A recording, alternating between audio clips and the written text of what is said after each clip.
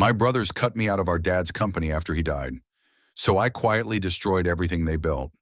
Let me start by saying this. I was never the golden child. In my family, that title rotated between my two older brothers, Caleb and Grant. They were everything my father thought a real man should be. Loud, bold, good with their hands, and totally convinced they were bulletproof. Me? I was the youngest.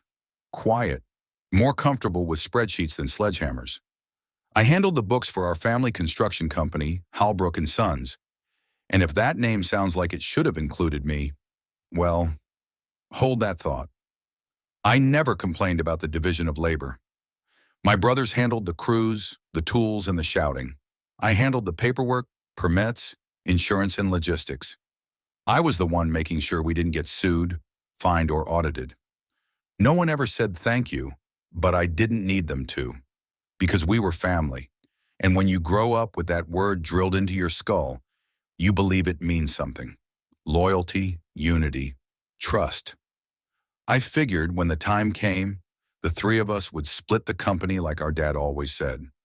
1/3 each, built by all of us, kept in the family. I was wrong, so wrong. It all really started about 6 months before our dad died. He called us into the office one morning, the kind of meeting that actually required all three of us to sit down. That didn't happen often. He looked tired, not just the been working too hard kind of tired, more like his soul had been sanded down over the years. He said, "I've started putting together a succession plan." That got everyone's attention. We'd always talked loosely about it, but never seriously. Not until that day. "I'm putting the company in you boys' hands," he said, sliding an envelope across the desk. 1/3 each. I opened it. Inside was a draft of the new ownership agreement. My name right there alongside Caleb and Grant. No fanfare, just a nod from him and a gruff, "You've earned it, kid." It meant the world to me. We left that meeting in silence. Caleb looked annoyed. Grant just said, "Guess he's getting soft in his old age." But I didn't care. I was finally part of something that had always felt just out of reach. I didn't know it yet, but that was the last honest moment I'd share with any of them. 2 weeks later, our father died in his sleep. Heart attack. Peaceful, they said. It didn't feel peaceful to me. One moment I was preparing to take on 1/3 of the family legacy. The next I was sitting in a funeral home, shaking hands with people I hadn't seen in 20 years, wondering what the hell came next. After the funeral, we met with our father's lawyer. I went in still thinking about that succession plan, still holding on to the idea that we were all in this together. The lawyer opened the envelope containing the will. He cleared his throat and began reading, and with every sentence, my stomach sank. Caleb was left the company's assets. Grant got the controlling shares. Me? Nothing. Not even a toolbox, not a truck, not a dime. The lawyer paused, clearly uncomfortable, and said, "This version was signed and dated 3 days before your father passed." I blinked. 3 days, that's not the agreement. That's not what he gave us. "I'm sorry," he said, "but this is the legally binding version. Everything else was preliminary." I turned to my brothers. Caleb stared straight ahead. Grant leaned back in his chair and folded his arms like he was watching a movie. I said, "You sons of—" "Don't," Caleb cut in. And that was that. I tried to fight it, spoke to lawyers, reviewed the original draft, but unless I could prove fraud or coercion, I had no case. Problem was, I didn't have money for a fight. They had the business, the assets, the cash. I had an apartment with rent due and no job. They'd cut me out of everything. Not just the company, everything. The family home? Grant moved in a week after Dad's funeral. The trucks? All signed over to Halbrook and Sons LLC. The new Halbrook and Sons. Minus one Halbrook. When I asked why, Grant told me, "It's just business. You were always better at being a paper pusher anyway. Go push some other paper." I didn't answer. I didn't yell. I just left. But I never forgot, and I sure as hell didn't forgive. 3 months later, I ran into Eddie. I was sitting in a crappy bar just outside of town, nursing a whiskey I couldn't afford, when he sat down next to me. "Derek," he asked. I turned. Took a second to recognize him. Eddie Rosales, former subcontractor, used to run siding crews for us until Caleb and Grant burned him on a job, lied about costs, blamed him for materials they never delivered, and got him blackballed. I'd always felt bad about what happened to him, but at the time I didn't have the guts to speak up. My brothers handled the people. I just pushed the paper. "You look like hell," he said. I laughed bitterly. "That obvious?" We drank. I told him everything, and when I was done, he didn't offer sympathy, didn't say sorry. He just said, "You want to burn them down?" I stared at him and slowly nodded. We didn't jump straight to revenge. Eddie was smart. Smarter than I remembered, honestly. Said if I wanted to hit them where it hurt, I had to be patient, not just angry. Anger made noise. What we needed was silence and a plan. He laid it out over greasy wings and cheap beer in the back booth of that same dive bar where we met. "First, you find the cracks," he said. "You worked in that office. You know how the sausage is made. There's always cracks. Find them." And I did. I started small, quiet, asking questions under the radar, hitting up subcontractors we used to work with, the ones Caleb and Grant had screwed over or bullied into silence. You'd be surprised how many people will talk once they know you're not there to hurt them. There was one guy, Luis, who used to run drywall for us. Great worker, honest. Caleb underbid a job, then stiffed Luis on the payout and blamed him for the overage. It nearly tanked his whole crew. Luis remembered everything. He still had emails, screenshots, even old texts from Caleb threatening to bury him if he complained. Eddie and I started a shared drive and began collecting files. At first it felt like we were just venting, building a scrapbook of all the garbage my brothers had pulled over the years. But then, things started to click.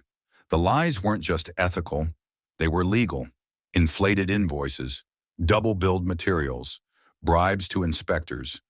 In one case, an entire subdivision passed inspection, despite being 3 weeks behind code compliance. And the cherry on top? They were hiding money. Offshore accounts, one in Belize, one in the Caymans. I still had access to some of the accounting systems. Caleb had never revoked my login. Probably figured I didn't know how to do any real damage. He was wrong. I didn't just keep the books. I built half those damn spreadsheets. I knew where things got buried, and what I couldn't find on my own, Eddie helped dig up. He had contacts, ex-workers, a former permit guy who owed him a favor, and someone in IT who still had a grudge after Grant fired him for attitude. We mapped out the entire operation, from shell companies to payment laundering to falsified OSHA logs. It was worse than I expected, and I expected bad. But still, I hesitated. Revenge sounds satisfying when you're nursing a wound. It's easy to fantasize about burning it all down when you're broken angry. But now I had something real, evidence, ammunition, and a decision to make. I thought about my dad. I don't know if he meant to cut me out or if they pressured him when he was too weak to fight. He trusted them. Maybe he thought they'd take care of me, or maybe he really believed I didn't belong. I'll never know. But what I did know was this. My brothers had no loyalty to anyone but themselves. Not to Dad, not to the crew, not to the people they left in their wake. So I made up my mind. They didn't just steal from me. They built a castle of rot on top of our father's grave, and I was going to tear it down. Step 1, leverage. I couldn't go to the police yet, not without blowing our cover, and I wasn't interested in a lawsuit. I didn't want justice. I wanted consequences. So I needed something specific, a smoking gun. That came in the form of a woman named Terry. She'd been my dad's secretary for over a decade. Kind, sharp, and utterly unimpressed by my brother's posturing. They'd fired her a month after Dad's funeral. No notice. Replaced her with some Instagram-looking admin who wore tight skirts and laughed at Grant's jokes. I tracked Terry down at a little breakfast spot where she worked part-time. Took her a few minutes to recognize me. When she did, she gave me this long, sad look, like she'd been waiting for someone to show up and do the right thing. "I always thought you'd come around," she said. Over coffee and toast, I told her everything. What I'd found, what I wanted to do. She listened without interruption. then pulled a flash drive out of her purse like she'd been waiting for this moment. Your father was on meds near the end. Serious stuff. Caleb brought in a notary to update the will 3 days before he died, but I overheard something you'll want to hear. The file on that drive? An audio recording, clear as day. Caleb, he doesn't even know what year it is, man. I could have handed him divorce papers. He'd have signed those too. Grant, as long as he signs something, time's running out. It wasn't just shady, it was coercion, maybe even forgery. Now I had what I needed, and more. The next move was mine. I called for a meeting, just the three of us. Told them I wanted to talk business, play the prodigal idiot, make it sound like I was ready to bury the hatchet. They agreed, probably thinking I was finally begging for a job or scraps. We met at this rustic little bar just off the highway. The same place Dad used to take us after big jobs. I got there early, ordered nothing, just waited. They walked in together, Grant in one of his slim-fit jackets, Caleb already scowling. "Cut the crap," Caleb said, sitting. "What do you want?" I slid a flash drive across the table. "Play it." They listened. Caleb's jaw tightened. Grant's legs started bouncing under the table. Always his tell. "I've got more," I said calmly. "Invoices, tax filings, a breakdown of your entire laundering pipeline, and names no one's going to believe you," Caleb muttered. I smiled. "I don't need belief. I need fear." They didn't say a word for almost a full minute after the recording ended. I just let the silence sit. Grant finally broke it. "What do you want?" "Simple," I said. "The company, your shares, full control. You walk away." Caleb scoffed. "You're out of your mind." "No," I said, cool as ice. "You are, for thinking I'd just fade away." I let the words settle, then added, "If you don't sign everything over within 72 hours, I forward everything to the IRS, State Licensing Board, 3 former clients who've got standing for lawsuits, and every news outlet that covers a local business fraud." Grant leaned forward, trying his intimidation tactic.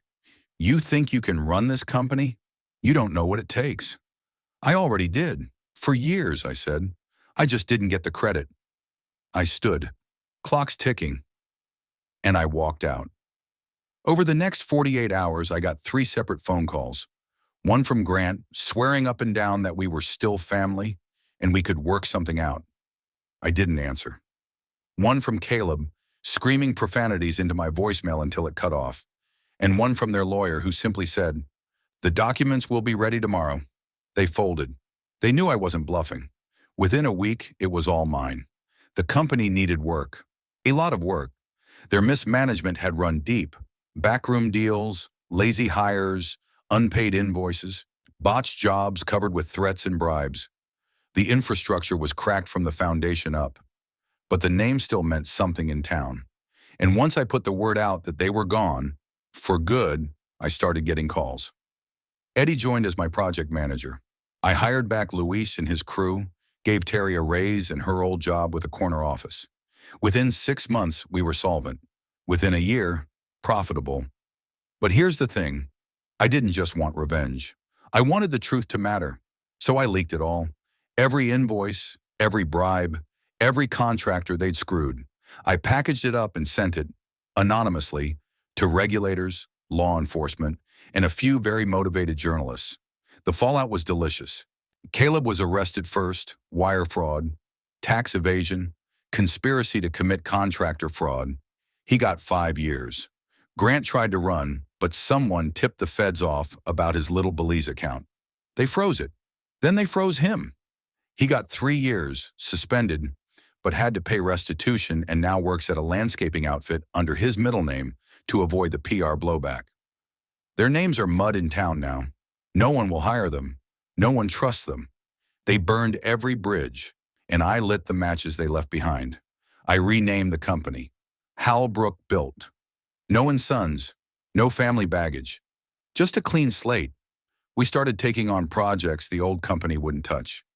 Affordable housing, local shelters, rebuilding after storm damage for people without insurance. Profitable? Sometimes, but fulfilling. Always. I didn't just want to make money. I wanted to build something. The way Dad said we always would. Maybe he'd be proud, maybe not. But I know this. I earned it. Every nail, every deal, every dollar. Sometimes I still see them around town. Caleb at the courthouse, head down. Grant getting groceries, sunglasses on, like anyone still gives a crap who he is. They never say a word. Neither do I. What's there to say? They tried to erase me, but I outlasted them. They buried the wrong brother.